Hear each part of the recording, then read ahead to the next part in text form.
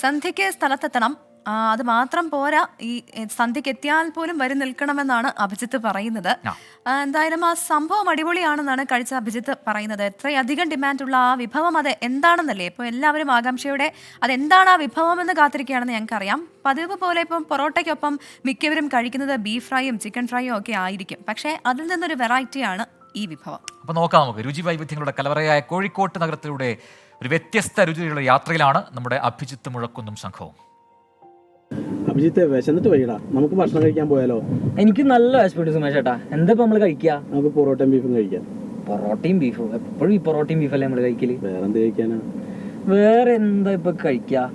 പൊറോട്ട എന്തായാലും കഴിക്കാം, പക്ഷേ ബീഫ് വേണ്ട. പിന്നെ പകരം ഒരു കിടില സാധനമുണ്ട്. അതെന്താ? നിങ്ങൾ വണ്ടി എടുക്കാൻ ഞാൻ പറഞ്ഞുതരാം. ഓക്കേ. കോഴിക്കോട് നഗരത്തിൽ നിന്ന് വലിയങ്ങാടിയിലേക്ക്, പിന്നെ ഹൽവ ബസാർ, കുറ്റിച്ചിറ റോഡിലേക്ക് തിരിഞ്ഞാൽ മീറ്ററുകൾ മാത്രം അപ്പുറമാണ് നമ്മുടെ ലക്ഷ്യസ്ഥാനം. ജാഫർ ഖാന്റെ സോയാബീൻ ഫ്രൈ കട.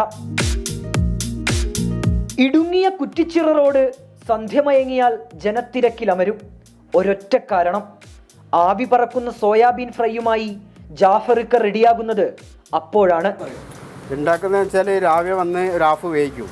ഹാഫ് വേവിച്ചതിൽ മറ്റുള്ള പച്ചക്കറികളെല്ലാം അരിഞ്ഞ് പിടിച്ച് ഇങ്ങനെ സെറ്റാക്കും. അത് ഹാഫ് വേവിച്ച സാധനമാണിത്. അതൊരു ഹാഫ് പിന്നെ ഇതിലിട്ടിട്ട് നല്ലോണം ഫ്രൈ ആക്കും. അതിങ്ങളെ മുന്നിൽ നിന്ന് എടുക്കും. കാരണം എണ്ണ വയ്ക്കുന്ന സാധനമൊക്കെ ഇട്ട് ഇത് മിക്സാക്കി റെഡിയാക്കി വെച്ചതാണ്. ഇതിലിട്ട് രണ്ടാമത് ഡ്രൈ ആക്കുമ്പോഴാണ് അതിൻ്റെ ഇതാവുക. അത് ആളുകളെ മുന്നിൽ നിന്ന് തന്നെയാണ് ഇതാക്കുന്നത്. നമ്മളൊരു സ്റ്റാർട്ടിങ് 3 മണിക്ക് പാർസൽ കൊടുക്കും, ഒരു 4:30 മണിക്ക് സീറ്റിങ്, രാത്രി 10 മണി. അപ്പോൾ സാധനങ്ങൾ എത്തിയിട്ടുണ്ട്. സോയാബീൻ ഫ്രൈ ആണ് മെയിൻ. നൈസ് പത്തിരി ഉണ്ട്, വെള്ളയപ്പം ഉണ്ട്, ചപ്പാത്തി ഉണ്ട്, കുബൂസ് ഉണ്ട്, പൊറോട്ട ഉണ്ട്. അപ്പോൾ നമുക്ക് തുടങ്ങാം.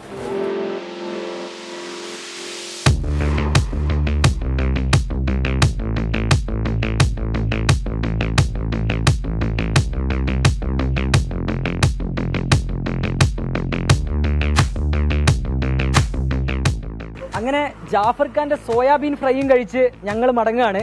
ഇനിയും ഇവിടേക്ക് വരുന്നുള്ള കാര്യത്തിൽ സംശയമില്ല, അല്ലേ സുമേഷ് ചേട്ടാ? ഞായറാഴ്ച ഒഴികെ എല്ലാ ദിവസവും ജാഫർക്ക് ഇവിടെ ഉണ്ടാവും. ഒപ്പം നല്ല ചൂട് സോയാബീൻ ഫ്രൈയും. മുനീഫ് തിരൂരിനും സുമേഷിനുമൊപ്പം അഭിജിത്ത് മുഴക്കുന്ന്, 24 കോഴിക്കോട്. അപ്പൊ മുൻപ് നമ്മൾ ഈ റിപ്പോർട്ട് വായിച്ചപ്പോൾ ഞാൻ പറഞ്ഞില്ലേ ഇങ്ങനെ ക്യൂ നിൽക്കുന്നുണ്ടെന്ന്. അപ്പൊ ആമിന പറയുന്നത് ഞാൻ ആദ്യം നിൽക്കാം, എന്റെ പുറകിൽ മറ്റുള്ളവർ നിൽക്കാന്ന് പറയുന്നത്. അങ്ങനെ അവിടെ അടി ആയിട്ടുണ്ട്. അപ്പൊ എന്തായാലും ഇത് വെറൈറ്റി ആണ് അല്ലേ? നമ്മൾ നേരത്തെ പറഞ്ഞ പോലെ ബീഫും ചിക്കനൊന്നും അല്ല, ഇത് നല്ല ജാഫർക്കയുടെ അടിപൊളി സോയാബീൻ ഫ്രൈ ആണ്. അപ്പോൾ ആ ഭാഗത്തേക്ക് പോകുന്നവർക്ക് ഒന്ന് ട്രൈ ചെയ്യാവുന്ന ഐറ്റമാണ് ഇപ്പോൾ അഭിജിത്ത് പരിചയപ്പെടുത്തത്.